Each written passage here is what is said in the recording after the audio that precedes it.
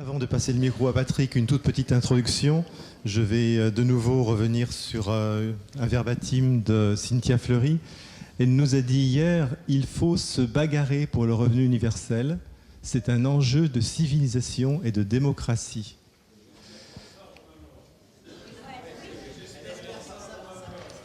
Effectivement, elle a ajouté qu'elle voulait voir ça avant sa mort. C'est tout à fait exact. Je vois que ce sont des paroles qui, en effet, ont porté et dont vous vous souvenez. Alors, ce revenu universel ou revenu de base, moi, je me suis aperçu récemment qu'on en parlait de plus en plus. Alors, par exemple, je vous montre ici une page du site La Croix qui titre « Le revenu universel, une idée séduisante et beaucoup de questions ». C'était posté le 13 janvier. Dans un autre genre, La Tribune, qui titre, là c'était donc en décembre, la Finlande envisage le lancement d'un revenu universel de 800 € mensuels. Encore la TV5 Monde qui pose la question Suisse, revenu de base pour tous. Le débat commence, où là il y a une initiative populaire. Vous savez ce que c'est qu'une initiative populaire en Suisse. Ça va conduire à un référendum. Cette initiative effectivement préconise un revenu de base de 2500 francs par mois. Oui, ça fait beaucoup, ça fait combien 2200 €, je crois. Donc on voit que c'est la Suisse, c'est une autre échelle monétaire. En tout cas, toujours est-il qu'on en parle beaucoup en Suisse, il y a de grands débats à ce sujet. Également aux Pays-Bas, ici vous avez quelque chose qui est un peu plus ancien, ça date du mois d'août, mais il est mentionné donc après Utrecht et c'est Tilbourg, le revenu de base qui commence à se répandre dans plusieurs villes de Hollande. Et même en Aquitaine, ici le titre c'est Revenu de base l'Aquitaine d'abord, puisque en Aquitaine, il y a une étude de faisabilité qui a été adoptée par le Conseil régional en juillet dernier.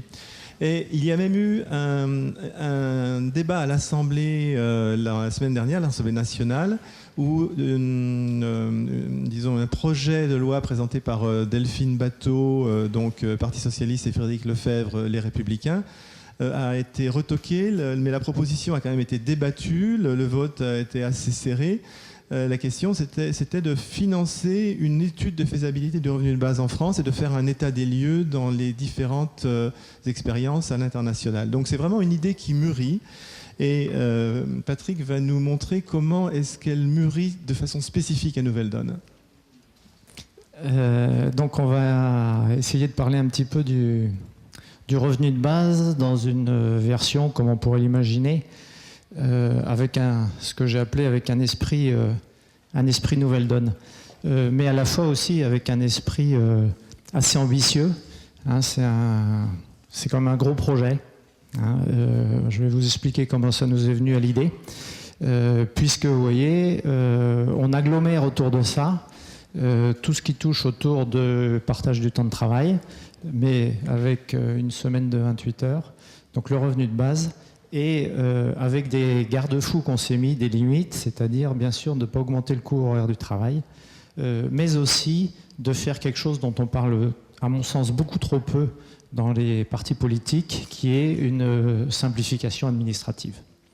Donc voilà, ça c'est l'objectif, et vous voyez que c'est assez ambitieux. Ce que je vais vous présenter là, c'est, on va dire 18 mois de travail, à peu près, de manière assez intense quand même. Et donc, beaucoup d'échanges dans la commission revenu de base d'abord, et puis après au sein du conseil programmatique, parce que c'est malgré tout un sujet complexe qui implique beaucoup de choses, quoi. Donc c'est pas du tout un travail finalisé, hein, on en discute, on a encore passé pas mal de temps samedi dernier à en discuter au conseil programmatique.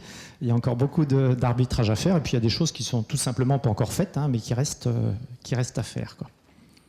Alors, donc la question de départ qui se pose à nous, vous avez peut-être remarqué que notre société est quasiment complètement structurée autour de la notion d'emploi. Et ça date pas d'aujourd'hui, hein, ça fait un moment. Ce qui veut dire quoi? Ce qui veut dire qu'aujourd'hui, c'est l'emploi qui détermine la valorisation personnelle des gens. Hein, les gens vont se retrouver dans l'emploi, en tout cas on espère, hein, ça fait écho à quelque chose dont on parlait hier, la notion de métier, hein, je ne sais plus qui parlait le matin, nous sommes tous porteurs d'un métier, hein, on retrouve cette notion-là. Bien sûr, l'emploi, c'est de l'intégration sociale. L'emploi, c'est aussi du revenu. Donc, qui dit revenu dit moyen d'existence, et ça, c'est important. Qui dit revenu dit aussi indépendance, et c'est important pour chacun d'entre nous, quoi. Donc ça paraît un peu de part. Mais ce qui est important aussi, c'est de comprendre que dans notre société encore aujourd'hui, l'emploi, c'est des cotisations sociales, c'est-à-dire c'est autour de l'emploi qu'on structure une partie de la fiscalité et qu'on récupère de l'argent. Et notamment, cet argent sert à déterminer des prestations sociales. Et ces prestations sociales, elles sont liées aussi à l'emploi. C'est-à-dire dans la structure actuelle de notre protection sociale, quasiment tout est lié à l'emploi. Ce n'est que par l'emploi qu'on obtient des droits.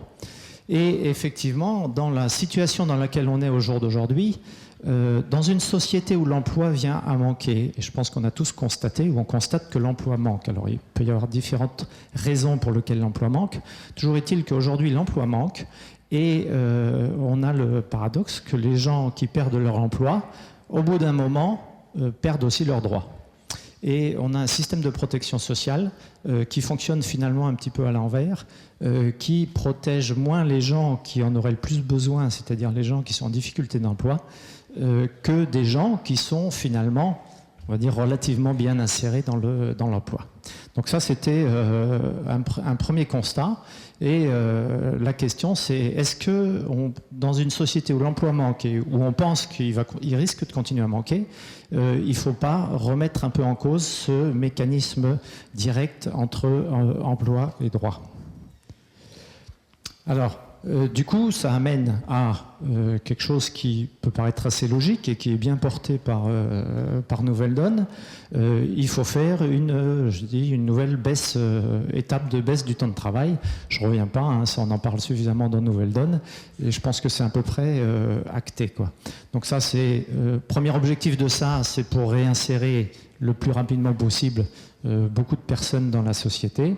Mais aussi de redonner du pouvoir d'achat aux exclus. On peut supposer que la crise économique que l'on vit au jour d'aujourd'hui vient en partie du fait qu'il y a de plus en plus de gens qui sont exclus de, on va utiliser un terme qu'on n'aime pas trop, mais qui dit bien ce qu'il veut dire, c'est de la société de consommation, donc un manque de clients pour les entreprises, etc. Donc redonner du pouvoir d'achat à ces gens-là, c'est aussi un outil de relance économique. Et en tout cas, dans notre esprit, c'est bien comme ça aussi qu'on peut le prendre. Mais une fois qu'on accepte l'idée que l'emploi risque de manquer, on peut bien sûr faire des étapes de baisse du temps de travail, mais à un moment, on va se poser la question aussi, si on baisse le temps de travail comme ça, je sais pas, tous les 10 ans ou tous les 20 ans, un jour on ne travaillera plus beaucoup et du coup on risque plus d'avoir de revenus si jamais les revenus restent totalement couplés à l'emploi, quoi. Donc il faut peut-être aussi commencer à réfléchir à qu'est-ce que pourrait être une forme de revenu découplé de l'emploi.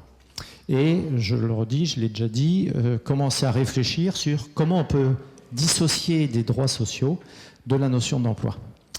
Et pour finir, si cette réflexion globale peut s'accompagner d'une vraie modernisation de notre système administratif, que ce soit au niveau de l'État ou au niveau de la protection sociale, eh ben, je pense que ce sera un grand plus pour la vie de tout le monde, quoi.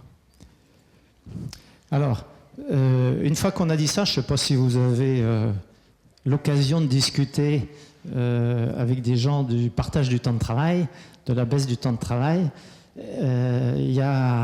Et ça va aussi un peu expliquer pourquoi notre commission partage du temps de travail était un petit peu en déshérence là, ces derniers temps, parce qu'il y a des vrais freins à mettre en œuvre le partage du temps de travail. Et notamment quand on parle à des gens, et notamment des gens qui ont du travail mais qui n'ont pas des gros revenus, si on leur dit baisse du temps de travail, la première question qu'ils vous posent, c'est égale baisse de pouvoir d'achat, quoi.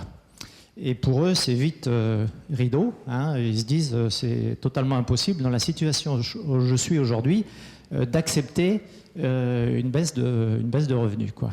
Donc, et paradoxe, donc c'est pas forcément les gens qui gagnent le plus qui sont demandeurs d'une baisse du temps de travail, hein.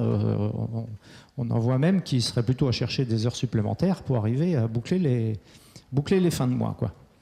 Du côté des employeurs, quand on parle de baisse du temps de travail, eux, ils pensent augmentation du coût du travail. Hein, c'est à peu près relativement mécanique, parce qu'effectivement, dans le système actuel dans lequel on est, ça risque de se terminer comme ça. C'est-à-dire, si on ne change pas de système, toute baisse du temps de travail risque de conduire à une augmentation du coût du travail. Et là, vous savez, on en parle suffisamment, hein, les employeurs nous disent le coût du travail est trop cher en France, il est bien plus cher qu'ailleurs, c'est impossible d'augmenter le coût du travail. Et ce qui est important, parce que dans les discours, on voit beaucoup aujourd'hui d'employeurs qui disent non seulement on ne baisse pas le temps de travail, mais on augmente le temps de travail. Hein, vous savez, leur passage à 39 heures. Eux, c'est pas, on pourrait penser qu'ils demandent à passer à 39 heures parce qu'ils ont du travail à faire, etc. C'est pas pour ça. Eux, ce qu'ils veulent, quand ils disent on passe à 39 heures, si on passe à 39 heures payé 37, ça veut dire c'est bien un moyen pour eux de baisser le coût du travail, quoi. Mais c'est pas forcément un besoin de travailler 39 heures, quoi. Enfin, c'est pas ça l'impératif.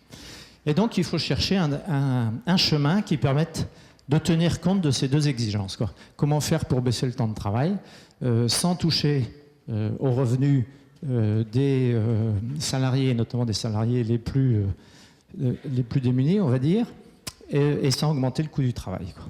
Et c'est là qu'on manque un peu de solutions. Je peux vous garantir que c'est pas simple, hein. Ça fait longtemps qu'on y réfléchit, c'est pas si simple que ça.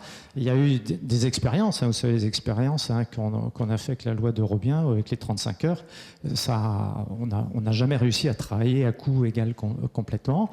En plus, ces solutions-là, c'est des solutions qui s'appliquent, on va dire, dans la sphère privée, hein. Le modèle de Robien, il s'applique dans l'emploi privé puisqu'il s'appuie sur une exonération de cotisation qui ne s'applique que dans le privé, quoi. Et nous, on a cherché aussi, et enfin moi particulièrement parce que c'est quelque chose qui me touche beaucoup, une solution universelle, c'est-à-dire qui s'appliquerait au public et au privé et qui s'appliquerait aux salariés et aux non-salariés. Voilà, c'était ça les points de départ sur la réflexion. Si vous allez par exemple sur le site du collectif Roosevelt, enfin, vous pouvez aller sur le site de Nouvelle Donne, vous pouvez aller sur le site du collectif Roosevelt, qui met en avant la baisse du temps de travail assez fortement, hein, ça. Mais si vous regardez bien ce qui est proposé sur le site du collectif Roosevelt, en gros, c'est dire il faut relancer une négociation. C'est-à-dire il y a vraiment pas un mode d'emploi pratico-pratique qui est donné pour savoir comment on fait, quoi. Et nous, c'est un peu ce mode d'emploi qu'on a cherché à élaborer, quoi. Et c'est là qu'on a eu eu l'idée, on a besoin d'un outil supplémentaire qui, à l'usage, après y avoir réfléchi, on s'aperçoit que ça peut débloquer un certain nombre de situations. Et cet outil supplémentaire, c'est ce fameux revenu de base. Alors, je vais vous parler un petit peu du revenu de base, mais avant, je vais vous dire comment je suis un peu tombé dedans, si vous voulez, parce que moi, j'étais comme vous, pendant un moment, j'en avais peut-être entendu parler, mais je n'avais jamais vraiment exploré ça. Il se trouve que, donc moi, je viens de Grenoble, hein, c'est pour ceux qui connaissent, c'est dans l'Isère, et il se trouve que c'est le hasard que c'était, enfin je me souviens parce que c'était le week-end des élections européennes, donc il y a en 2014, hein, ça devait être en mai 2014. Il se trouve qu'il y avait dans le sud de l'Isère, dans une région qui s'appelle le Trièves, je ne sais pas si vous connaissez. Si vous ne connaissez pas, allez visiter là-bas, c'est magnifique. Et là-bas, il y a un petit village avec une bande, je ne sais pas comment je vais les appeler, d'alternatifs qui organisent un festival qui s'appelle l'Échappée Rebelle, qui est plutôt sympa. Et il se trouve que j'étais invité pour tenir le stand du collectif Roosevelt. Moi, j'étais adhérent du collectif Roosevelt à ce moment-là. C'était la fin de campagne, hein, c'était le week-end de fin de campagne des Européennes. Alors, il se trouve que j'étais aussi candidat aux élections européennes.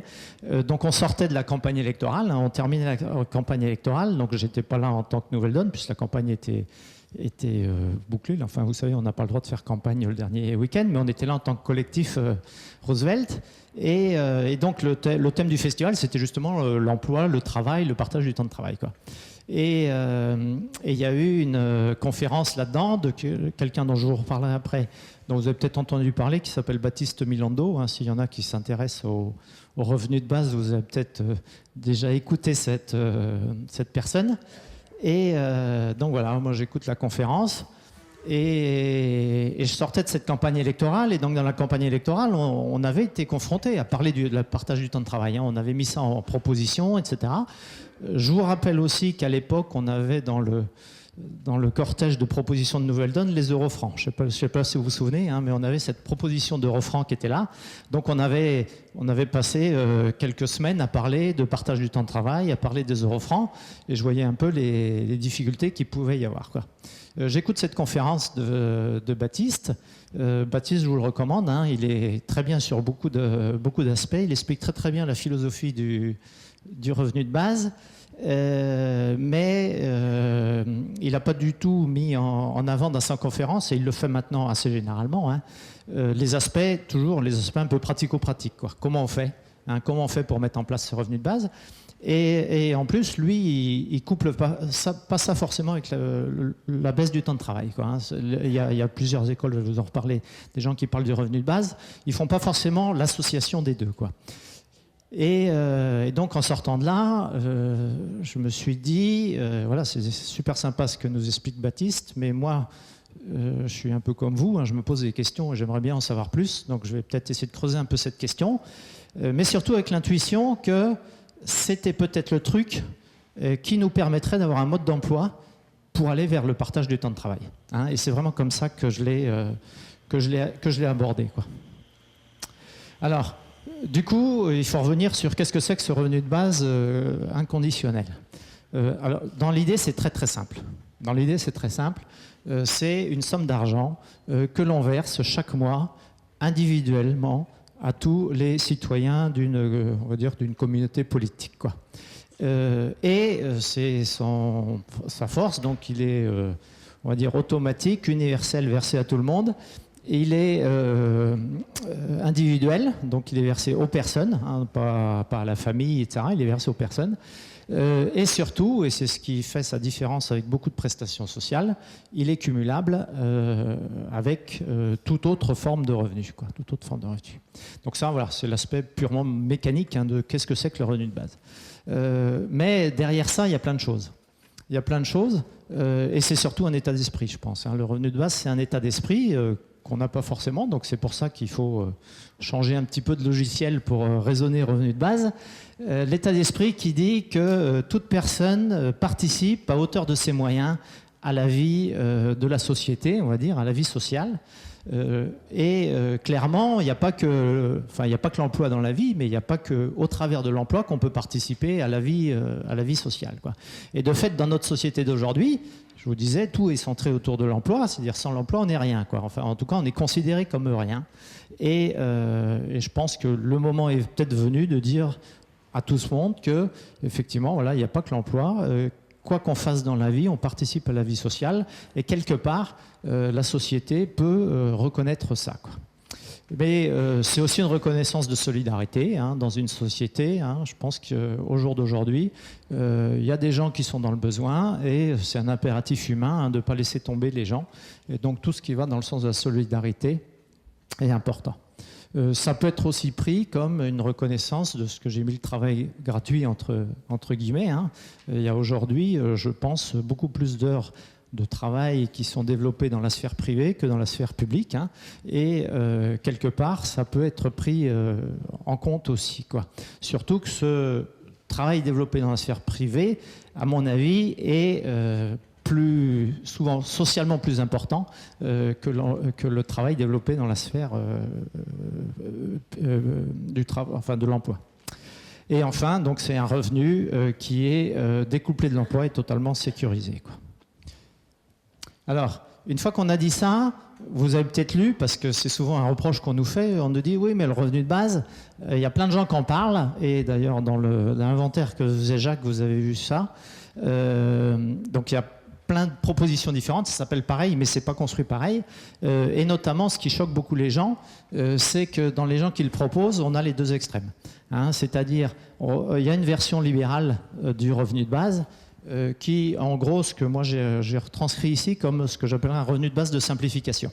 Hein, c'est-à-dire, on pourrait dire, sortons du maquis des aides sociales, donnons une même somme à tout le monde, et ce sera beaucoup plus simple, et puis à côté de ça, on ne change rien. Ça, c'est la version libérale. À l'autre opposé, il y a une version que j'appelle RDB d'autonomie, dans laquelle Baptiste Milando, dont je parlais tout à l'heure, se retrouve plus. Lui, il est pour un revenu de base, ce que j'appellerais d'autonomie, c'est-à-dire qui permet de vivre, entre guillemets, sans emploi, hein, sans travail. Alors, attention, lui, il propose ça dans un scénario de décroissance et de sobriété heureuse de décroissance, donc ça ne fait pas forcément des grosses sommes, mais voilà, on serait autour du SMIC. Là. Alors, nous, en fait, ça ne va peut-être pas vous surprendre, on s'est mis au milieu. Je pense que c'est assez normal dans Nouvelle Donne, on est un peu intermédiaire entre tout ça. Donc on a réfléchi plutôt sur ce que j'appellerais moi, un RDB socle solide de protection sociale, c'est-à-dire une somme qui soit quand même décente, on est pour l'instant sur 600 €, mais qui ne soit pas considérée suffisante pour vivre sans emploi. Alors pourquoi on a fait ce choix ? Parce qu'on pense que ce n'est pas la demande des gens de pouvoir vivre sans emploi. Hein, on pense que la majorité de la population souhaite garder un travail, garder un emploi. Ce que les gens ne veulent plus, c'est entre guillemets mourir pour l'emploi. Enfin, c'est un peu fort comme expression, hein, mais ou se tuer au travail, etc. Ils veulent plus faire des travaux ni trop pénibles, ni trop stupides, on va dire, enfin des travaux qui n'ont pas de sens. Ils veulent pas non plus passer toute leur vie au travail et plus avoir d'équilibre vie professionnelle, vie privée. Mais globalement, je pense que la majorité des gens dans ce pays souhaitent garder une intégration sociale par l'emploi, quoi. Donc on assume, hein, alors s'il y a des questions après, ce ne sera pas la peine de nous dire qu'on ne prétend pas qu'on peut vivre avec 600 € par mois. D'accord ? C'est clair ? C'est pas ce que l'on prétend. Hein. Et tout ce qu'on fait, c'est une démarche globale, quoi, hein. Donc c'est pour ça qu'on veut coupler cette approche avec la baisse du temps de travail. Et vous allez voir une forte baisse du temps de travail. Alors, du coup, les aspects pratiques. Maintenant, je vais vous expliquer un peu l'esprit. Les aspects pratiques. On arrive vite à... En fait, c'est 3 réformes, quoi. 3 réformes qu'il faut conduire ensemble. Donc sur la réforme sociale, c'est la mise en place du revenu de base. Individuel, inconditionnel, on le donne depuis la naissance, on le donne jusqu'à la mort. Par contre, on peut très bien le moduler par âge de la vie. Hein, donc on est sur un scénario, ce que j'appelle 200, 600, 1200, c'est-à-dire 200 € par enfant mineur, 600 € à partir de 18 ans et 1200 € pour les seniors à partir de 65 ans. Ce revenu de base viendrait remplacer, hein, ça c'est dans le débat sur le revenu de base, assez vite la question vient de qu'est-ce qu'on supprime comme prestation sociale. Donc il viendrait remplacer à minima les allocations familiales, enfin les aides à la famille en général, le fameux RSA et la retraite de base. Alors ça c'est aussi notre originalité à Nouvelle Donne. Dans le mouvement français du revenu de base, eux ils ne veulent pas toucher à la retraite. Nous on s'est dit, tant qu'à faire de mettre ça en place, si on pouvait simplifier le système de retraite de base. Hein. Pour l'instant, on ne parle pas de retraite complémentaire, on parle bien que de retraite de base. Le système de retraite de base, aujourd'hui, me paraît totalement déconnecté avec enfin, très, très compliqué, hein, et déconnecté avec la réalité du monde. C'est-à-dire que, comme tous, hein, je vous ai dit, tout est lié à l'emploi. C'est-à-dire qu'aujourd'hui, concrètement, avec notre système de retraite de base, hein, la réalité fait que si tu as galéré dans ta vie professionnelle, ce qui arrive quand même à de plus en plus de gens, avec le système actuel de retraite de base, tu risques de finir ta vie dans la misère. Et moi, ça me gêne. Hein, moi, ça me gêne. Donc, je me dis, à un moment, il va falloir casser ce lien entre retraite de base pour que tout le monde puisse au moins vivre décemment dans sa retraite, quoi. Et du coup, alors je vous ai dit, on y reviendra, derrière ça, il y a une recherche de simplification du système de protection sociale, notamment la fusion des régimes, pour ne garder qu'un système de santé, qu'un système de retraite complémentaire. On y reviendra. Modernisation, simplification administrative et le renforcement du pôle emploi, sur lequel on compte, peut-être moins pour indemniser les chômeurs, parce qu'on espère qu'il y aura moins de travail d'indemnisation de chômeurs, mais par contre, on compte beaucoup sur le pôle emploi pour faire la formation des chômeurs, hein, parce qu'on n'est pas, on est conscient que passer, et surtout si on décidait d'y passer vite, passer à 28 heures, ça ne va pas se faire en claquant des doigts comme ça, hein. Il y a plein de gens qui cherchent du travail, mais il n'y a pas forcément l'adéquation entre les compétences, etc. Donc il y a un énorme chantier à faire, et ça fait partie du dispositif, quoi. La semaine des 4 jours est de 28 heures. Alors, pourquoi 28 heures ? Parce qu'il y a beaucoup de chômeurs, en fait. Il y a beaucoup de chômeurs. Et si on veut réintégrer beaucoup de gens assez vite, il faut faire un saut assez fort, quoi. On est en moyenne à plus que 35 heures, hein, actuellement. Donc, ça fait quand même un gros gap à faire. Mais je pense que c'est l'enjeu.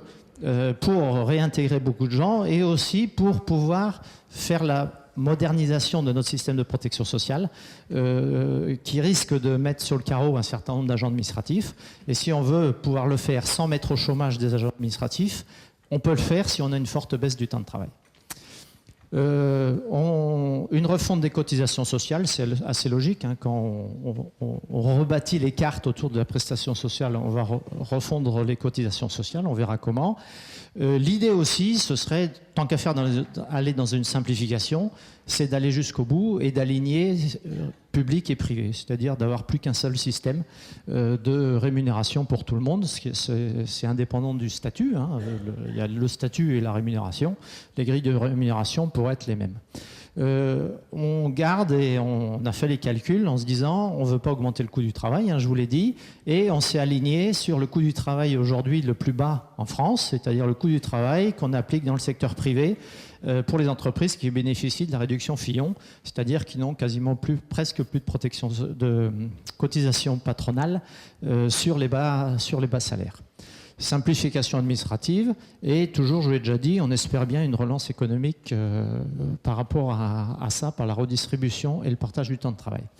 Il y a forcément un volet fiscal et le volet fiscal, on s'est beaucoup inspiré des travaux de Piketty, hein, que certains connaissent peut-être, sans doute, hein, avec l'idée de remplacer l'IRPP par une CSG progressive sur les revenus et de mettre une imposition sur le patrimoine, et notamment au travers d'une taxe sur l'actif net qui pourrait venir remplacer l'imposition sur le patrimoine existante, c'est-à-dire les taxes foncières, l'ISF et pour l'instant dans notre scénario les impôts sur le revenu du patrimoine, c'est-à-dire par exemple les loyers que vous pourriez encaisser si vous êtes propriétaire et les droits de mutation.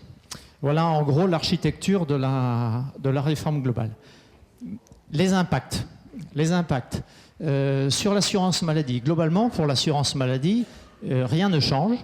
C'est-à-dire qu'elle reste, elle existe toujours, hein, c'est pas parce qu'on met un revenu de base qu'on n'a plus besoin d'assurance maladie. Non seulement elle reste, mais on voudrait la rendre plus simple, c'est-à-dire, enfin, moi je ne sais pas si ici il y a des gens qui sont capables de me répondre à quoi ça sert, la fameuse question, à quoi ça sert d'avoir aujourd'hui 10 régimes de protection sociale différents. Si quelqu'un est capable de me répondre à cette question, on verra tout à l'heure.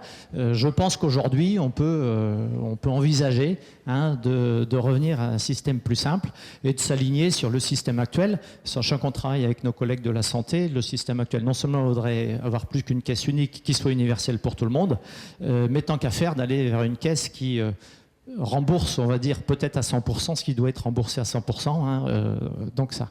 Elle reste financée donc, par une cotisation salariale. On a mis un taux fixe de 30%. Je laisse, s'il y a des gens qui sont entrepreneurs dans la salle, vous pouvez voir ce que ça peut changer par rapport à aujourd'hui. On garde une assurance retraite sécurisée et équitable. Donc on a notre revenu de base senior de 1 200 € qui, lui, devient totalement indépendant de la carrière. Hein, il est acquis à partir de 65 ans, c'est acquis, quoi que vous ayez fait dans votre vie professionnelle avant. Et une retraite complémentaire. Alors c'est pareil, on n'est pas contre la retraite complémentaire. Par contre, moi j'ai toujours pas compris pourquoi il y avait encore, je crois, 37 régimes de retraite complémentaire. Il me semble qu'aujourd'hui, on n'a pas vraiment besoin de ça. Autant on a besoin d'en avoir un, autant on n'a pas forcément besoin d'en avoir 37. Quoi. Donc là, il y aura un travail à faire de remixage de tout ça, de simplification. A priori, l'idée serait plutôt de garder l'ARCO parce que c'est celui qui gère déjà 10 millions de retraités. Essayons de voir. Donc là, on le finance par des cotisations patronales, toujours à des taux variables, qui partent de 0% pour le SMIC et qui vont jusqu'à 15% à partir de 1,6 SMIC au-dessus. Et une assurance chômage renforcée, j'y reviens pas, j'en ai déjà parlé, plus axée sur la formation professionnelle que la stricte indemnisation. Donc voilà, et pour chacun de ces secteurs, un seul régime, des procédures simplifiées et une modernisation, une harmonisation. Rien que ça, je pense que ça va changer la vie de beaucoup de gens, quoi. Alors, sur la vie des entreprises, une organisation du travail plus souple. Hein, là, on est dans la ligne de ce que propose Nouvelle Donne. Hein, on n'est pas sur 4 jours stricts, etc. Hein, on le propose bien dans le cadre d'une annualisation du temps de travail avec de la souplesse, éventuellement des négociations dans les branches, etc. Quoi. Les petits entrepreneurs, je l'ai mis là, je ne savais pas trop où le mettre, mais ça m'importe beaucoup. Je vous ai dit, on cherche une solution universelle, et notamment une solution universelle qui permettrait à des non-salariés, à ce qu'on appelle les entrepreneurs, des gens qui n'ont pas de statut de salarié, de bénéficier eux aussi du partage du temps de travail.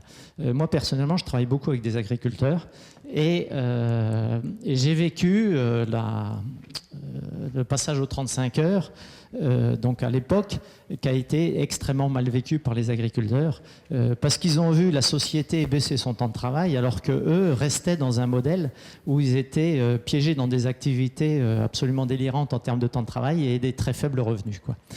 Puisqu'il faut savoir que la majorité des non-salariés, en France, c'est à peu près 2,5 millions de personnes, ont des très faibles revenus.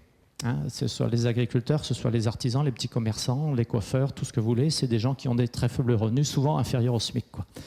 Je vous passe les détails, mais retenez que pour eux, le revenu de base, on va dire, ça va être un bonus, on va dire. Hein. C'est-à-dire, tout d'un coup, on va leur dire que vous avez un revenu de base en plus de votre revenu.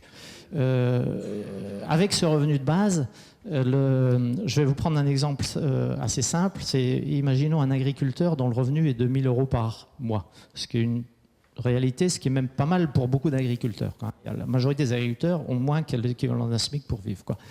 1 000 € par mois. Tout d'un coup, on va lui dire, voilà 600 € qui arrivent en plus de revenus. Deux possibilités. Soit il dit, je prends les 600 €, je continue à travailler autant, je ne change rien, mais au moins j'ai un peu plus de revenus, quoi. Soit il se dit, moi finalement j'arrive à vivre avec 1 000 € par mois, mais mon problème c'est que je travaille trop. Je travaille trop, j'aimerais bien me soulager un peu en temps de travail. Là, il a deux possibilités. Soit utiliser, on va dire, les 600 € supplémentaires pour prendre un salarié, par exemple. Alors 600 €, ça ne fera pas un temps plein, mais peut-être 2 jours par semaine, il pourra avoir un salarié. Première possibilité. Deuxième possibilité qui me paraît moi plus intéressante, c'est de dire, tiens, c'est si je me cherchais un associé. Cet associé va arriver avec son revenu de base, hein, il a déjà ses 600 € par mois. Ça veut dire que si vous additionnez, on a potentiellement 2 200 €, hein, les 1 000 € de revenus de l'exploitation, les 2 fois 600 €. On a 2 200 € à distribuer à 2 personnes. On peut faire vivre deux exploitants sur la même exploitation. Hein, on vient là de diviser le temps de travail des agriculteurs par 2. Des salariés apaisés, moins de peur du chômage, meilleur équilibre entre vie privée et vie professionnelle, un système administratif et fiscal simplifié, notamment une revendication des patrons. Vous savez, c'est autour de la feuille de paye. Hein, ils disent la feuille de paye, elle est très très compliquée. Il faut la simplifier. Nous, c'est pas tout calé, mais moi j'ai un peu dans la tête parce que retenez qu'il y a aussi le problème de la CSG. La CSG, elle serait prélevée à la source. Donc il y a des problèmes un peu techniques à résoudre. Ce qui me semble le plus porteur au jour d'aujourd'hui, mais un peu novateur, c'est de dire, je ne sais pas s'il y en a qui font le CESU, je ne sais pas s'il y en a qui utilisent le CESU. Quand vous faites le CESU, vous payez votre employé, après vous allez dire, il a travaillé tant d'heures, je l'ai payé tant, et après c'est le système qui gère. Le système gère, calcule les cotisations sociales, etc. Il me semble qu'on devrait peut-être pouvoir arriver à un système comme ça, y compris pour toutes les entreprises, quoi. Un coût du travail modéré, je l'ai dit. Alors pour ceux qui ont des références, le SMIC qui ne change pas. Alors, sur la vie des ménages, des citoyens apaisés. Je vous laisse imaginer comment c'est. Alors l'augmentation, je vais vous montrer des graphiques tout à l'heure. Pour l'instant, les calculs qu'on a faits nous laissent penser qu'on pourrait, pour un salarié au SMIC, obtenir un revenu de 1200, on va dire 1290 euros pour un SMIC 28 heures, c'est-à-dire pour quelqu'un qui travaillerait 28 heures. Aujourd'hui, c'est 35. Le SMIC, c'est 1140. Le SMIC net, après IRPP, si je réintègre l'IRPP, un SMICard qui touche 1140 de SMIC net, il va, après IRPP, avoir 1200 euros de revenus parce qu'il va toucher la PPE, la prime pour l'emploi, à condition d'avoir pensé à la demander. S'il a bien coché dans sa déclaration de revenus, il va se retrouver à 1200. Nous, on le mettrait à 1290. Un système social administratif simplifié. Le RDB enfant, en gros, c'est des allocations familiales dès le premier enfant et automatique. Et quelque chose de très important pour les étudiants. Les étudiants, ils auraient leurs 600 euros de revenus de base sitôt qu'ils ont les 18 ans, à l'âge où aujourd'hui les allocations familiales tombent. Alors, quelques résultats. On vous a mis là le seuil de pauvreté. Les barres jaunes, la barre orange, c'est le RDB, mais sans autre revenu. Je vous ai dit que ce n'est pas comme ça qu'on l'imaginait. La barre jaune, c'est le RDB avec un SMIC. Et la situation verte, c'est le système actuel pour quelqu'un qui gagne un SMIC après impôt sur le revenu et allocation familiale. Voilà ce que ça donne. Globalement, on améliore, on est toujours quand même largement au-dessus du seuil de pauvreté, ce qui était le but, et on améliore quand même globalement la situation des gens. Quel effet redistributif? L'idée, alors le critère qu'on s'est mis, c'est de se dire, on a fait les calculs en se disant, on va, malgré la baisse du temps de travail, essayer d'augmenter les bas revenus. Vous avez vu, notre revenu au SMIC augmente, il est là. Mais par contre, comme vous allez voir, il faut quand même trouver de l'argent pour financer ça. On s'est dit, pour les gens qui ont on va dire, d'assez belles rémunérations, on accepte l'idée que ces gens-là vont travailler 4 jours et en gros vont être payés pour 4 jours. C'est-à-dire, eux, ils vont accepter ils vont accepter. Je ne sais pas s'ils vont l'accepter, mais on va leur proposer avec diplomatie. Mais il y a quand même un argument qui, je pense, peut porter, c'est de se dire être riche, entre guillemets, dans une société où beaucoup de gens sont pauvres, c'est pas forcément si idéal que ça, quoi. Et donc, ça fait partie de l'effort de ça. Alors, là, je vous le fais avec un couple avec 2 enfants. On essaye toujours d'avoir cette même courbe. Les barres rouges dans les niveaux de 1 SMIC sont au-dessus du bleu qui est la situation actuelle. Et puis là, on accepte une baisse de... dernière diapo, le coût du travail. Bon, là, j'ai gardé les chiffres. On m'a dit qu'il ne faut pas mettre trop de tableaux de chiffres, mais je vais passer vite. Vous me poserez des questions si vous voulez. Si vous vous demandiez combien ça coûte le revenu de base, sur les hypothèses qu'on a fait, ça coûte 488 milliards d'euros. Je ne sais pas si vous avez en tête des équivalents de ce que coûte la protection sociale. Par exemple, en année de référence, qui est mon année 2013, là, on dépensait 700 milliards dans la protection sociale. 700. Donc là, on parle de 488 sur 700. À la fois, c'est une grosse partie. Mais à la fois, vous voyez que dans les ordres de grandeur, c'est pas absurde, quoi. C'est pas absurde, sachant qu'on en remplace une partie. Alors, ici, et notamment, c'est l'intérêt d'intégrer la retraite, c'est dangereux ça, la retraite de base, elle est là, vous voyez, la retraite de base, c'est 183 milliards quand même, déjà, c'est déjà un gros bloc, quoi. Donc, on économise, en gros, je vous ai mis là, on économise des prestations sociales qu'on supprime, on économise un peu sur des prestations sociales qui peuvent être moindres parce qu'il y a moindre besoin. Par exemple, j'ai compté moins de 30% sur le chômage, puisqu'on espère qu'il y a beaucoup de gens qui reviennent dans l'emploi. Des aides au logement, au final, on en a gardé parce que mes petits camarades m'ont dit non, il ne faut pas supprimer toutes les aides au logement. Donc, on a gardé des aides au logement. Voilà. Et il y a aussi, donc, je sais pas, ce tableau, il peut vous paraître simple, vous ne pouvez pas imaginer comme il est compliqué à établir, quoi. C'est un enfer, quoi. c'est un enfer. Et il a fallu que je me retape Enfin, déjà comprendre la fiscalité française, c'est un truc abominable. Non mais abominable, je peux vous garantir. Je vous invite à le faire. Hein, si vous cliquez sur le Bercy publie chaque année ce qu'ils appellent un manuel fiscal, quoi, qui est le manuel à destination, je pense, des agents qui travaillent à Bercy pour comprendre la fiscalité. J'ai cliqué, j'ai vu ça, je me dis super. Je clique dessus, je vois que le téléchargement est un peu long. 3536 pages. Non mais c'est... là, après, quand on dit dans Nouvelle Donne, on va lutter contre la fraude fiscale, et moi je suis à fond pour lutter contre la fraude fiscale. Quand on a un système qui est totalement orienté pour faciliter la fraude fiscale et qui est tellement compliqué que plus personne n'y comprend rien, c'est forcément impossible. Alors oui, quand même. Donc, on table. On a 488 milliards à sortir. On peut économiser 400 milliards. Il nous reste 88 à trouver. Les 88 à trouver, on peut faire un bout du chemin avec nos cotisations sociales qui vont augmenter. Je vous rappelle que le coût du travail n'augmente pas. C'est une mécanique, je vous l'expliquerai plus en détail si vous voulez tout à l'heure. Et on a une augmentation de la CSG, la fameuse CSG qui remplace l'IRPP sur les revenus d'activité, ça fait une augmentation de ça. J'arrive avec ça à un équilibre de plus 5 sans mettre en œuvre la TAN. Alors la TAN, je vous en parlerai si vous me posez des questions. C'est quelque chose que je trouve, moi, absolument génial. En termes de redistribution, mais aussi en termes d'équité de redistribution, d'efficacité et d'équité de redistribution. C'est la taxe sur l'actif net. Ce serait une imposition sur le patrimoine des particuliers basée sur l'actif net, c'est-à-dire le patrimoine détenu dont on enlève les dettes. C'est-à-dire quelqu'un qui a sa maison mais qui rembourse sa maison, on déduit le capital à rembourser et on appelle ça. Et elle viendrait remplacer la taxe foncière, par exemple, notamment pour que ça pèse pas sur les classes moyennes, enfin les gens qui n'ont que leur habitation ne seraient pas plus impactés qu'au jour d'aujourd'hui.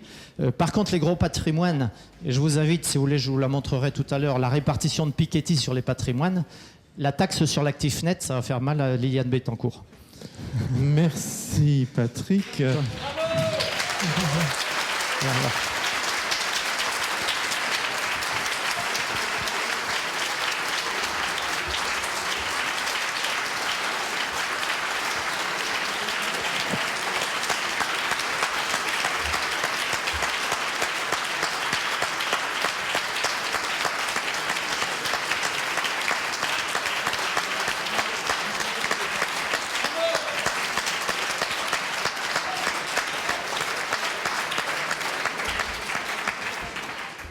Merci Patrick. Vous aurez tous compris que si on laisse parler Patrick, ça peut durer jusqu'à 3 heures ou 4 heures demain matin.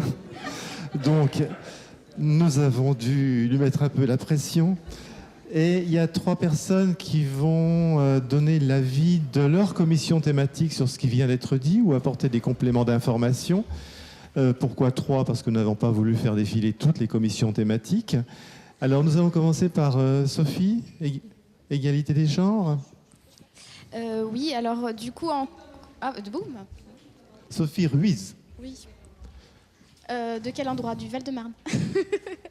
En ce qui concerne donc ma commission, donc la question était en quoi une telle proposition peut-elle servir l'égalité femmes-hommes? Et donc la réponse est énormément, parce que actuellement les écarts de salaire en moyenne entre les femmes et les hommes sont de 30%. Avec le lissage des salaires proposé avec cette version, c'est quand même beaucoup plus... l'écart en principe est censé quand même se réduire sensiblement. De la même manière que pour les retraites, il y a un écart abyssal entre les retraites des femmes et des hommes. Même combat, là c'est pareil. Accessoirement, c'est aussi l'occasion de revenir à la question d'un temps plein pour tous, pour toutes et tous même, je devrais dire. Et du coup, c'est vrai qu'en ça sert vraiment... l'égalité femmes-hommes, parce qu'actuellement 80% des emplois à temps partiel sont occupés par des femmes et la majorité sont subis. Donc l'idée aussi, c'est de faire en sorte que effectivement ce soit quand même beaucoup plus égalitaire sur l'accès à l'emploi et sur les rémunérations. Donc voilà pour l'avis de ma commission. Et une petite chose aussi, je rajouterais, excusez-moi, petite surprise. Le revenu de base tout seul, en tout cas si on en croit les travaux de la commission genre d'attaque, le revenu de base tout seul est quand même un danger pour les femmes, puisqu'il pourrait signifier tout seul, hein, encore une fois, un retour des femmes à la maison, mais couplé au partage du temps de travail, c'est quand même une autre façon d'envisager les choses. Donc voilà, pour ma commission.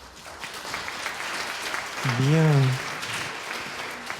Merci Sophie. Alors en fait, j'ai dit qu'il y avait 3 commissions qui allaient intervenir. En fait, il y en aura quand même une 4e. Et nous allons ajouter un siège à côté. Tu veux prendre place, Eric? Alors, attends, voilà.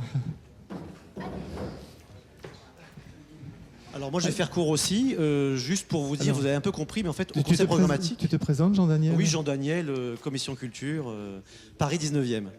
Donc vous avez bien compris que Patrick vous expliquait comment lui est tombé dedans à une conférence, et nous on peut vous expliquer vraiment comment on est tombé dedans en l'écoutant parler, et ça a été plusieurs réunions successives, y compris le 14 novembre. Il y avait une réunion qui a été quand même maintenue malgré l'attentat, on était une poignée, on était moins que prévu. Mais là, je crois que d'ailleurs, j'ai une amie que j'ai vue le 15 novembre et qui me disait pourquoi ça va bien toi. Je dis ça va bien parce que hier, on a continué à m'expliquer ça et moi, ça me fait rêver ça. Donc voilà. Donc ça a mis du temps pour que nous aussi, au début, avec des interdits, et ben, on a finalement petit à petit, on a des choses à faire et à faire progresser. Mais voilà. Et du coup, effectivement, les 1200 € dont vous parlez, Sophie, c'est vrai que moi, ça m'a marqué parce que les chiffres, je crois que c'est la retraite moyenne, médiane, c'est 1200 €, homme-femme. Mais la retraite moyenne, homme, c'est 1006 et femme, c'est 800. Donc, c'est 1200 en revenu de base senior. Voilà. Et donc, pour la culture, puisque je parle pour la culture, excusez-moi de cette petite digression, c'est pour vous dire qu'effectivement, évidemment, quand on parlait hier de métier, de plaisir, de désir avec nos intervenants, c'est évident que ces 28 heures, il ne faut pas les prendre. Évidemment, déjà, je pense qu'il faut le dire, Patrick le redirait, mais c'est pas comme déjà avec de Robien, etc., on n'est pas pour une application directe, radicale, aucune tête ne dépasse. Donc ça va être progressif. Et surtout, évidemment, il faut que un projet de ce type-là, qui est complètement poly, tout ce qu'on veut, transversal, évidemment, il faut le porter avec un changement philosophique. Donc la culture a toute sa place dans ce temps gagné. C'est pas du temps pour la télé, c'est pas du temps vide, c'est du temps pour l'anthropologie, pour plein de choses, et la culture aura toute sa place. D'accord ? Donc ça, c'est évident.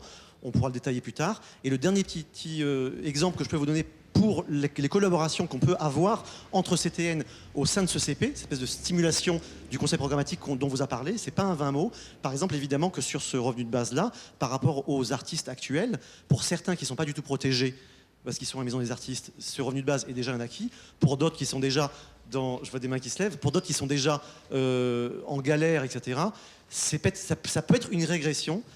Parce qu'en fait, nous, on vit déjà nos métiers, comme ce que expliquait Patrick Vivray hier, comme plutôt des métiers et un choix de vie.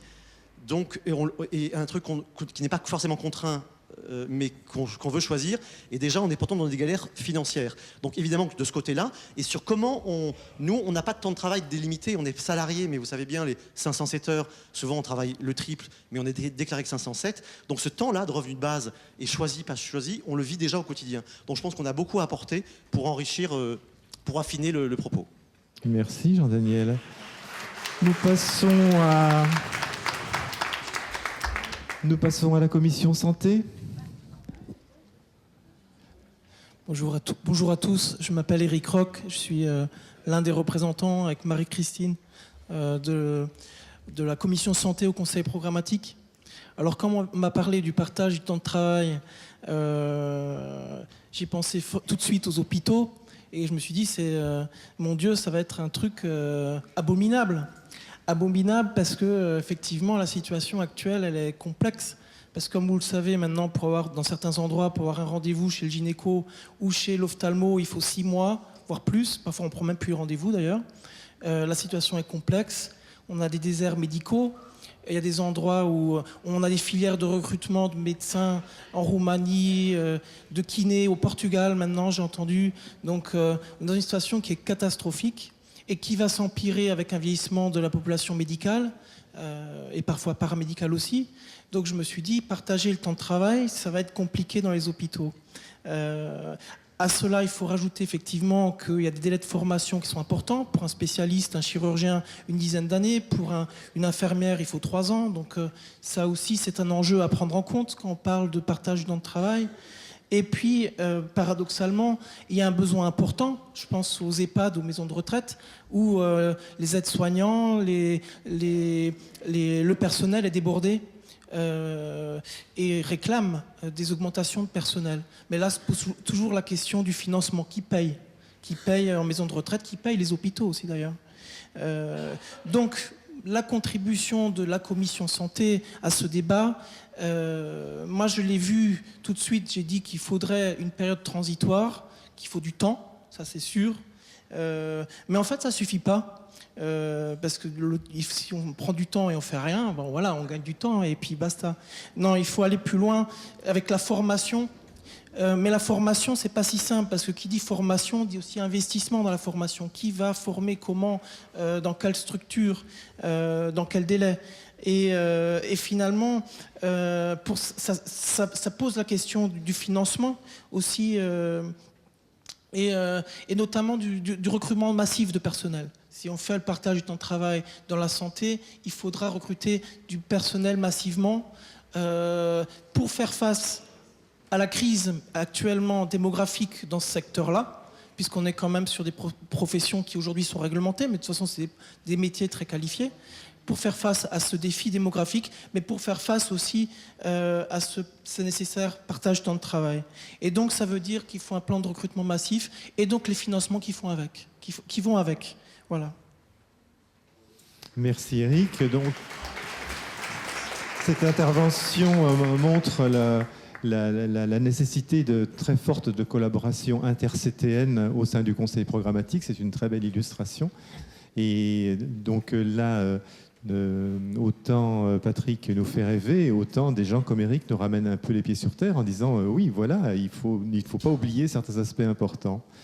Maintenant, là aussi, il faut avoir les pieds sur terre, c'est par rapport à l'économie ou aux finances. Donc, je te laisse te présenter et nous donner ton retour. Oui, bonjour, Bernard Léon, commission finances et fiscalité. Alors tout d'abord, je voudrais revenir sur une toute petite chose très vite, c'est qu'en effet, on en parle partout, et je signale un sujet de plus, puisque le rapport sur le numérique qui est sorti il y a quelques jours, enfin 8 ou 10 jours peut-être, début janvier, a un chapitre sur le revenu de base. Donc ça vient de rentrer dans un rapport remis au gouvernement quand même, c'est à signaler.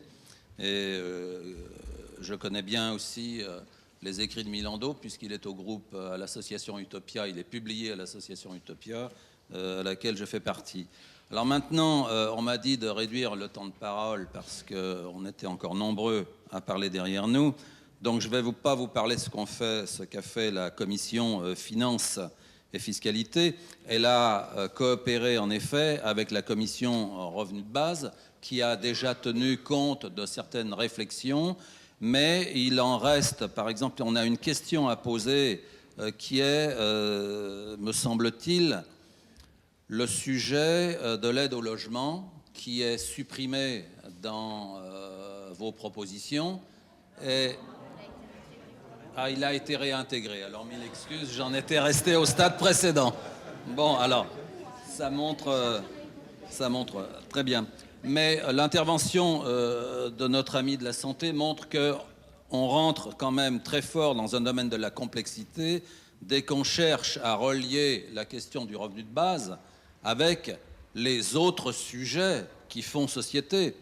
La vie de l'entreprise, on vient de le voir, la vie de l'hôpital, et on pourrait en trouver bien d'autres. Donc, j'ai comme question à poser aux gens qui ont cogité ce rapport sur le revenu de base, qui est exactement enthousiasmant quand on l'écoute. J'avais déjà entendu et j'avais moi-même été enthousiasmé. Mais ce qui nous préoccupe à la commission finances, c'est qu'on y trouve peut-être le même écueil que nous trouvons nous-mêmes dans les travaux de la commission finances, puisque nous avons fini par dire nous ne sommes pas suffisamment nombreux comme experts, d'ailleurs sommes-nous des experts, pour aller jusqu'au bout d'un programme finance-fiscalité au nom de Nouvelle Donne sans nous faire rétamer au premier tournant, au premier coin de rue, par des gens qui auraient plus d'informations que nous n'en avons peut-être entre nous.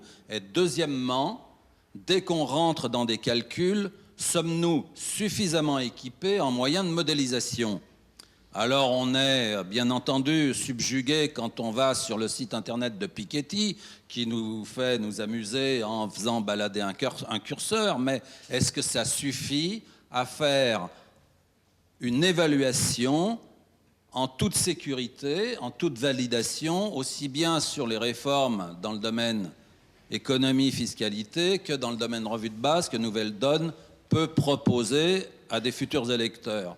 Nous avons quelques doutes sur le sujet, ou tout au moins une grande prudence, parce que ça ne servirait à rien de donner de l'espoir pour se faire démolir par des gens mieux outillés que nous. D'autre part, il ne faut pas oublier que vous regardez les gouvernements successifs, combien de lois sont proposées pour être retoquées, retirées dans les 15 jours, 3 semaines, 1 mois qui passent, parce que même avec les outils de modélisation que l'État, que l'administration possède, eh bien, il leur arrive malgré tout d'avoir des projections qui ne sont pas si excellentes que ça. C'est la raison pour laquelle, au niveau de la commission économie-finance, nous préférerions en rester à un débat général sur la philosophie de la chose en allant assez loin, mais de ne pas clore les choses par des tableaux chiffrés qui peuvent, à un moment donné, être éventuellement dangereux pour ce que nous avons proposé. Donc c'est un élément de prudence que notre commission souhaite apporter. Un dernier point à la question des 28 heures immédiatement. Nous, des 28 heures par jour, pardon, micro, des 28 heures par semaine,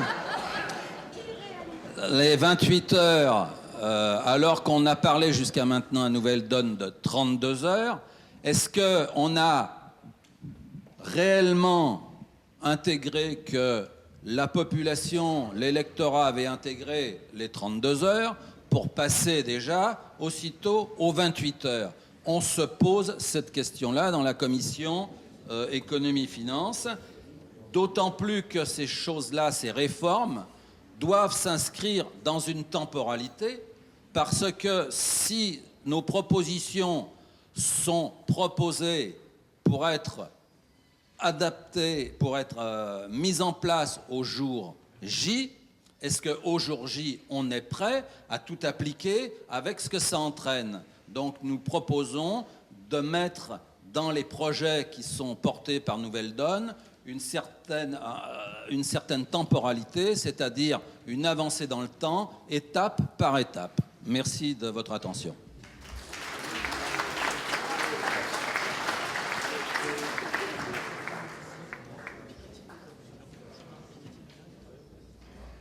Patrick, est-ce que... Oui, alors, il a repris plein d'éléments. C'est vrai que c'est un travail complexe et on n'est pas sûr de pas d'avoir tout juste, enfin de ne pas avoir fait d'erreurs, etc. C'est un peu ma hantise permanente. Hein. Au jour d'aujourd'hui, ce qui est sûr, c'est qu'on est avancé suffisamment loin pour avoir un scénario complet qui permette d'avoir quand même une idée générale de qu'est-ce que ça pourrait donner, quoi. Et l'étape où on en est maintenant, c'est de le faire valider, notamment par des gens sans doute plus compétents que moi et que nous tous. Et je crois, moi, on fait, c'est Jean-Daniel qui est sur la brèche, hein. On essaye notamment de mettre la main sur Piketty, parce que concrètement, moi je suis reparti de ces trucs et je l'applique à ça. Et voilà, on a besoin, on a contacté Dominique Méda, on contacte Piketty, on essaye d'avoir... Enfin, aussi, oui. Daniel et puis, les tables rondes dont vous parlez tout à l'heure, finalement, ça peut aussi rentrer dans ce système-là. C'est que vraiment, on les a contactés même avant pour leur dire, on va parler de ça peut-être au conseil programmatique aujourd'hui. Est-ce que vous aimeriez assister pour avoir votre expertise? Ou est-ce qu'avant, après, on peut aussi vous proposer directement à ces gens-là pour avoir justement une validation, pour autant que le tableau de Piketty ou le calcul marche bien. Mais en tout cas, c'est déjà une avancée. Mais maintenant, vous pouvez tous être des testeurs. Hein. Là, on va mettre... on attendait un peu cette séance pour que ce soit un peu officiel. Je pense qu'on peut mettre... Moi, ça ne me gêne pas du tout. Hein. On vous met tout en libre accès. Et les tableaux Excel, on peut tout vous mettre, hein, des tableaux Excel. Alors, il y en a qui sont forcément compliqués maintenant, hein, mais j'essaye déjà moi de m'y retrouver. J'ai fait un mode d'emploi pour ceux qui veulent rentrer dans les tableaux Excel. J'ai un tableau qui est plus simple, qui est un simulateur de revenus d'un ménage. Hein, vous rentrez vos salaires actuels ou bien votre retraite actuelle et ça vous donne, en vertu des hypothèses qu'on a fait, ce que ça devrait donner avec le revenu de base. Alors, moi, je veux bien le mettre en ligne, mais je suis d'accord avec vous. Il faut faire gaffe. Ce n'est que des documents de travail pour l'instant. Hein. Il y a encore sans doute des bugs, etc. C'est pour ça. Moi, ça ne me gêne pas du tout de les mettre en libre accès, mais derrière, si tout n'est pas calé, s'il y a des problèmes, etc., oui, on peut bien le marquer dessus, on le marquera dessus. Mais effectivement, là, au jour d'aujourd'hui, moi, ce qui me rendrait service, c'est que vous tous, là, vous essayez, vous tous, vous regardez ce que ça donne dans votre situation personnelle, et on verra s'il y a des gens qui gagnent, s'il y a des gens qui perdent. Moi, je fais le pari qu'on est énormément à gagner, quoi.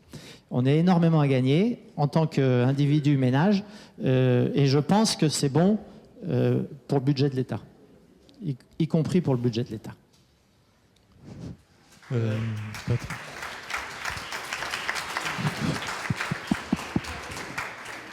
Oui.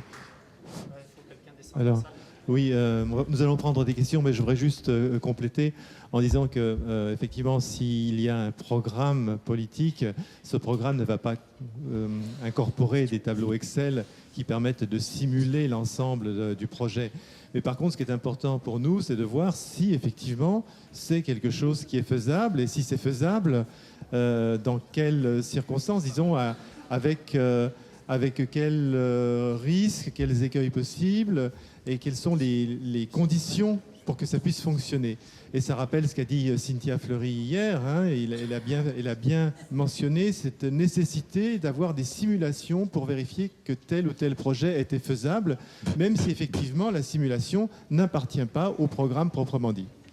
Alors, on m'a fait remarquer qu'il fallait commencer par un homme, une femme pour les questions. C'est bien. Et du coup, on va faire une femme, un homme même.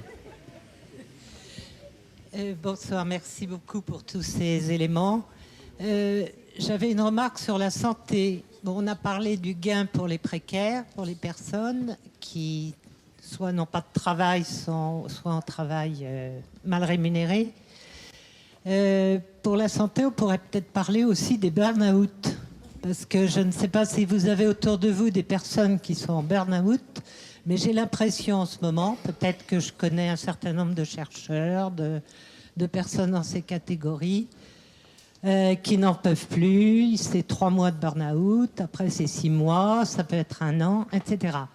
Donc est-ce que de ce côté-là, une diminution du temps de travail, qui va peut-être être compliquée pour les personnes qui sont passionnées par leur travail, ça c'est un autre aspect, mais ça rendrait peut-être service aussi à eux et aux aides sociales et à la médecine, qu'il y ait un petit peu moins de maladies, de souffrance au travail. Mais ça, c'est difficile à chiffrer. Voilà. Je sais pas.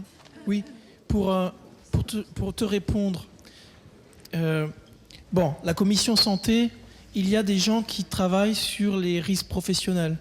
Il y a le burn-out, il y a aussi le suicide au travail. Donc c'est une vraie problématique qui dépasse la question du temps de travail. Maintenant, moi, je ne suis pas un expert du temps de travail. Ce que je sais, c'est que la réduction du temps de travail n'a pas toujours coïncidé avec la baisse du stress. Parce que parfois, l'employeur, il va demander la même charge de travail en 35 heures plutôt que 39. Donc, il y a aussi des difficultés qui viennent dans ce contexte-là. Mais après, ce n'est pas une question qu'on a encore traitée en commission santé, pour être honnête. Mais après, effectivement, on peut aussi imaginer dans beaucoup de secteurs que la baisse du temps de travail permettra de meilleurs rapports entre la vie privée et la vie professionnelle. Puisque ce que je peux te répondre, c'est que c'est un peu paradoxal, hein, mais dans les hôpitaux actuellement, les professionnels aiment beaucoup la journée de 12 heures. Paradoxalement, parce que tu travailles quelques jours par semaine à 12 heures et tu as 4 jours de libre dans la semaine. Et c'est très apprécié. Alors c'est très contradictoire avec l'idée de partage de temps de travail, mais apparemment, voilà. Voilà. Mais pour terminer, c'est très controversé avec les syndicats, par exemple. Mais c'est très apprécié sur cet aspect-là. Ok, Voilà. merci Eric. Nous allons prendre maintenant la question d'un homme. Alors, soyez le plus concis possible parce que l'heure tourne. Je veux dire un retour, c'est-à-dire que à la question de prudence de Bernard Léon, je crois que c'est l'occasion justement à propos des tables rondes dont je vous ai parlé tout à l'heure, que je vous propose d'initier, ça sera l'occasion de créer un sujet précisément sur le revenu de base avec l'articulation sur le partage du temps de travail et d'y faire venir, si on y arrive, Thomas Piketty ou Max Obadia ou des compétences pour apporter leur expertise. Ça.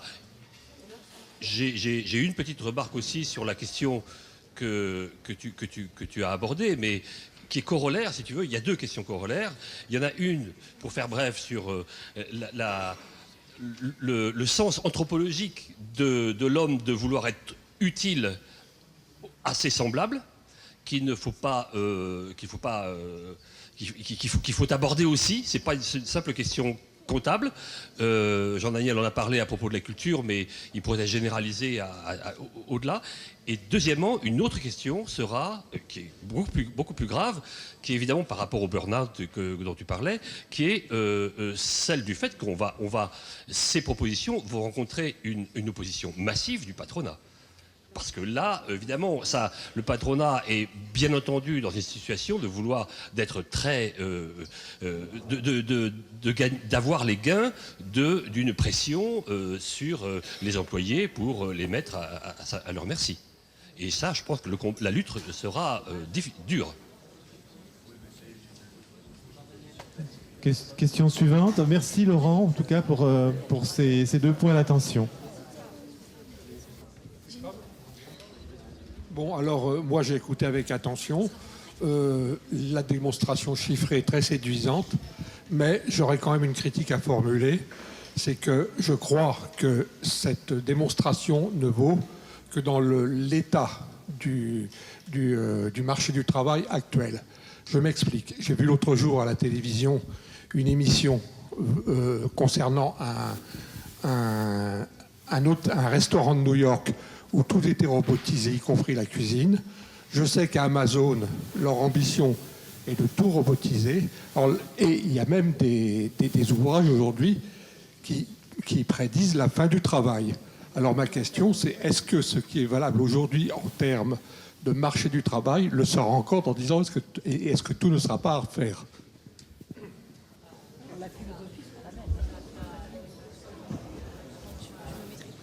Bien sûr, je suis parvenu sur le pourquoi de la baisse du temps de travail, parce que je pense que c'était acté. Enfin, dans Nouvelle Donne, normalement, on n'est plus à se poser la question de faut-il et pourquoi baisser le temps de travail, hein. La robotisation, la numérisation, etc., la fin du travail, tout ça, on le sait.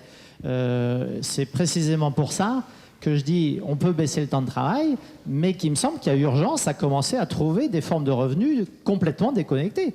Moi, dans ma tête, je n'exclus pas que en 2050, peut-être qu'on passera à 3 jours, et puis en 2070 à 2 jours, et puis peut-être qu'un jour, il n'y aura plus que le revenu de base, et puis il y aura des machines qui feront tout le reste, quoi. J'en sais rien, hein, je sais. Mais en tout cas, on fait un pas qui permet d'apporter une solution future à cette évolution qui nous paraît un peu inévitable.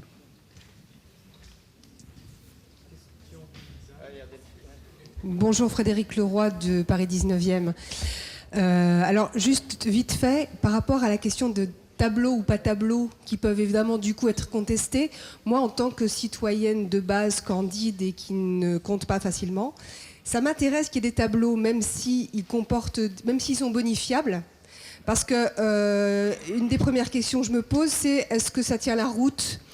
Donc, dans la mesure où il y a un travail qui apparaît, moi, personnellement, ça me donne confiance, tout en sachant que, bien sûr, ça peut comporter des erreurs et que, du coup, ça peut être discuté. Ma question, c'était sur plus la mise en application, au sens où tout semble quand même reposer sur le postulat d'une posture quand même humaniste, d'une adhésion, en fait, de nous tous à ce modèle-là, qui peut être un point d'arrivée qui j'espère arrivera. Mais pour en arriver là, est-ce que vous ne risquez pas, est-ce que vous ne craignez pas qu'on tombe quand même dans un assistanat, un individualisme encore plus exacerbé, pas parce que le modèle ne pourrait pas fonctionner, mais parce que culturellement, on n'est pas habitué à ça. Et comment on fait pour, en gros, arriver jusque-là, quoi. C'est sur la question que je me pose. Et de même pour la question des métiers, est-ce qu'il y a des métiers qui risquent pas d'être boycottés si on en a le choix? Est-ce que ça nécessite pas une organisation plus vaste encore, des changements d'autres ordres sur le plan sociétal? Voilà, j'espère que j'étais assez concise. Oui, donc je reviens pas sur les tableaux. Je t'invite à les regarder, les corriger, enfin les vérifier. Je vous l'ai déjà dit. Donc là, les questions que tu poses sont très centrées revenu de base. Donc j'ai pas trop insisté sur la philosophie, les effets du revenu de base. Je vous invite à lire le livre de Baptiste Milando. Il explique ça beaucoup mieux que moi. Ce qui est sûr, c'est qu'un des effets attendus du revenu de base, une des questions que tu poses et que beaucoup se posent, c'est effectivement, et les travaux pénibles, qui va accepter de les faire, quoi. Et donc ça, c'est une vraie question.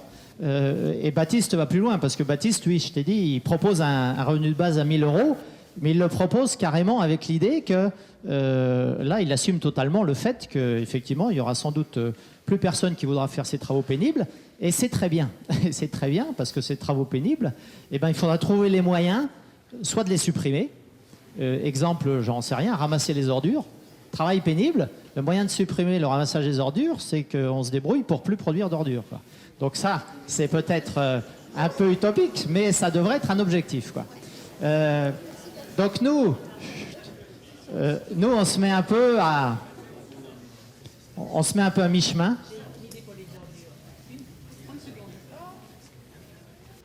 Au Brésil, à Curitiba, les personnes qui apportent 1 kilo d'ordures, on leur donne 1 kilo de légumes qui sont par des producteurs locaux. Si vous voulez des infos, je vous les donnerai. Brigitte Cassignol.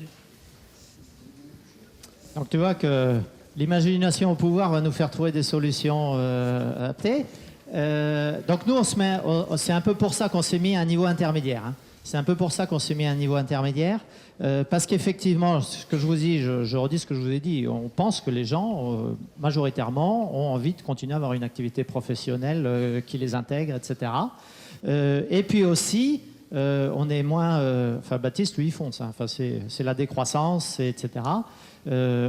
Honnêtement, moi, je crains un peu de déséquilibrer totalement l'économie trop rapidement, quoi. Donc voilà, c'est une étape intermédiaire. Après, sur l'acceptation culturelle, j'en sais rien. Là, j'ai l'impression que vous avez... Si on considère que vous êtes un échantillon, je ne sais pas si vous êtes représentatif de la population, je suis assez optimiste. Si vous n'êtes pas du tout représentatif de la population, ça va faire l'écho avec tout ce que j'ai dit depuis hier, hein. Typiquement, moi, ce que j'ai dit, vous vous souvenez, quand je parlais du projet fédérateur, etc., passer les 6 mois là, aller rencontrer les gens, quoi. Il va falloir en parler, quoi. Il va falloir en parler, il va falloir expliquer, il va falloir faire de la pédagogie, etc. Je pense que c'est jouable, quoi. Je fais juste un petit aparté par rapport au programme. On a un tout petit peu de retard, mais on continue. Voilà. Bonjour, donc Mathieu du CT Paris 17-18. Donc la bascule, on commence à perdre à partir de 3 SMIC. Donc j'aurais voulu savoir à combien de pourcentage ça correspond, déjà. Pour savoir si ça concerne 5% des gens, ça va. Et je parle pour mon cas, moi je suis déjà à 28 heures, donc en temps partiel. Donc qu'est-ce qui se passe pour moi? Je viens. Alors j'ai une bonne nouvelle pour toi. C'est plus 600 €. Non, on n'impose pas à tout le monde de baisser son temps de travail. Il y a tous ceux qui sont déjà à temps partiel à 28 heures, ils peuvent rester à 28 heures. Alors ça pose la question, que vous n'avez pas posée, donc je vous la pose pour vous. C'est comment on fait pour imposer les 28 heures et éventuellement comment on fait pour tenir la souplesse nécessaire dans des secteurs d'activité qui sont là. L'idée globale, ce serait de dire on met une loi qui dit le temps de travail, la norme c'est 28 heures, point à la ligne. Mais par contre, comment on l'a fait appliquer? L'idée, c'est pas de l'imposer sensu stricto, parce qu'il y a effectivement des branches où c'est pas possible. l'idée assez basique, c'est de dire au-delà de 28 heures, on passe en heures supplémentaires, mais nous, on ne fait pas des heures supplémentaires à la mode Sarkozy, c'est-à-dire on fait des heures supplémentaires qu'on veut décourager. C'est-à-dire que le salarié qui accepterait éventuellement de faire des heures supplémentaires, lui, ne sera pas payé plus, enfin, il sera payé au taux normal horaire. Et par contre, son patron, lui, il va avoir des cotisations sociales majorées. Hein, on veut décourager les heures supplémentaires. Maintenant, pour la transition et pour des secteurs un peu en tension, parce que là, on ne trouve pas les personnes, on peut très bien dire, cette majoration des cotisations sociales, elle viendra... je sais pas, dans 2 ans, dans 3 ans, enfin le temps qu'on aura rééquilibré ça.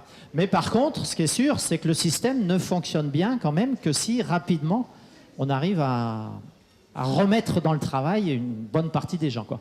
Et je vous rappelle, la formation professionnelle, c'est un vrai plan Marshall qu'il faut faire. Hein. Là, il y a vraiment un énorme travail à faire sur la formation professionnelle des demandeurs d'emploi, quoi.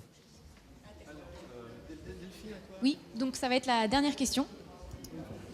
Bonjour, Bénédicte Leguet. Je suis impliquée, moi, dans le mouvement français pour le revenu de base. Alors, une information, il y a le livre blanc du revenu de base qui va sortir là dans quelques semaines. Donc, il y aura plein d'éléments, et notamment sur les modes de financement. Moi, ce qui me semble important, ça n'a pas été dit là, c'est aussi un outil de lutte contre la pauvreté et la précarité. J'ai été travailleur social pendant très longtemps. C'est aussi une façon de remettre debout des gens et de les sécuriser dans leur parcours. Alors, on a parlé de salariés apaisés, mais c'est aussi une sécurisation pour la vie de tous les jours des gens. Pour parler, la dame qui a parlé de l'assistanat, d'abord, c'est un terme que j'aime pas beaucoup. Il y a 6 millions aujourd'hui de gens qui sont en précarité en France, donc ça concerne déjà 6 millions de personnes et je trouve que c'est déjà pas mal. Moi j'avais une question, mais avant je voulais parler sur la question des femmes. C'est aussi un outil d'émancipation des femmes parce qu'aujourd'hui tous les droits sont attribués au foyer et souvent le foyer c'est l'homme, malheureusement le chef de famille. Donc là, c'est intéressant, c'est un droit individuel. Donc la femme aussi a un pouvoir sur sa vie puisqu'elle a des revenus dans sa vie. Et si elle se sépare de son conjoint, elle garde les 600 €. Et voilà, donc ça, c'est quand même quelque chose d'important en termes d'émancipation des femmes. Moi, ma question, c'était plus aussi... il me semble, moi, que le revenu de base, c'est une question de société qui se pose. C'est plus une question simplement d'un revenu. C'est un revenu différent que le revenu du travail. Mais c'est une façon aussi d'être dans sa vie de tous les jours et notamment d'être au niveau de la vie locale. Et la question que j'avais à poser, c'était est-ce que c'est envisagé de le coupler avec des monnaies locales? Parce que le revenu de base aussi, c'est un revenu qui... La difficulté, c'est que l'idée, c'est que ce revenu ne soit pas de nouveau un revenu de la spéculation et que ça soit un revenu qui serve à l'économie réelle. Donc si on le donne et qu'on le met dans les banques, ça va repartir dans les finances et dans la spéculation. L'objectif, c'est peut-être de créer des monnaies, peut-être l'euro-franc, je ne sais pas, mais il y a certainement de la création monétaire à avoir. Après, sur la complexité du dispositif, moi je trouve que l'exposé a été très bien présenté, mais vous allez voir que c'est bien plus complexe que ce qu'il a présenté, notamment sur les questions de la solidarité. Aujourd'hui en France, on est régi par une loi qui est autour de l'obligation alimentaire. Je ne sais pas si vous connaissez ce principe-là. L'obligation alimentaire, il va falloir la supprimer parce qu'elle ne pourra plus fonctionner avec le revenu de base. Bref, il y a des lois à changer, il y a plein de choses à changer par rapport à cette question-là. Moi, je trouve que c'est quelque chose de passionnant et qu'il faut y aller vraiment à fond, quoi.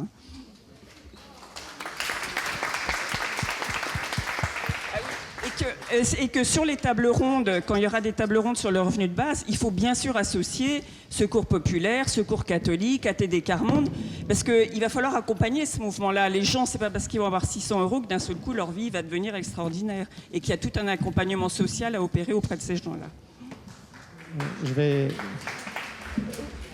Je réponds juste sur les monnaies locales. Je vous ai parlé des euros francs tout à l'heure, donc c'est un peu dans notre tête aussi. Pour l'instant, honnêtement,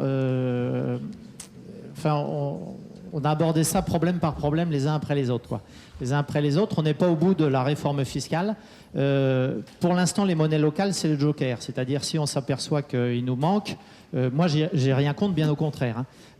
Après, il ne faut pas trop alourdir le dispositif. Typiquement, la question que je me pose, c'est si on décide de donner le revenu de base en monnaie locale, c'est en euro francs par exemple, est-ce qu'on donne tout en euro francs et là j'ai peur, mais je ne suis pas assez spécialiste des questions monétaires, que ça déséquilibre complètement la masse monétaire, parce qu'on distribue quand même beaucoup d'argent, quoi. Et donc ça voudrait dire en donner peut-être une partie en monnaie locale. Mais l'air de rien, quand même, le dispositif est simple. Enfin, l'intérêt du dispositif revenu de base, c'est qu'il est, entre guillemets, automatisable, quoi. Enfin, c'est informatique, c'est un virement chaque mois. Mais malgré tout, c'est 66 millions de virements, quoi. Enfin, c'est quand même une grosse machinerie informatique à mettre en place. Et si, par exemple, on disait moitié en monnaie locale et moitié, ça double le montant. Pour l'instant, entre guillemets, j'ai pas besoin d'argent. Donc ça peut paraître bizarre, mais j'ai pas besoin d'argent. Mais c'est un joker. C'est-à-dire, si on n'arrive pas à équilibrer les comptes, on pourrait très bien imaginer d'en passer une partie. Et dans ce cas-là, le plus logique, ce serait par exemple de dire le revenu de base enfant, par exemple, en monnaie locale. Les 200 € par ça fait déjà 35 milliards redistribués en monnaie locale. Ça pourrait même avoir du sens, parce qu'on dit l'argent pour les enfants, c'est à dépenser localement, etc. Enfin voilà, c'est pas du tout exclu, j'en ai pas parlé, mais c'est quelque part dans la tête et dans le truc possible. Patrick, merci. Alors, les organisateurs nous pressent instamment d'arrêter cette session de questions-réponses.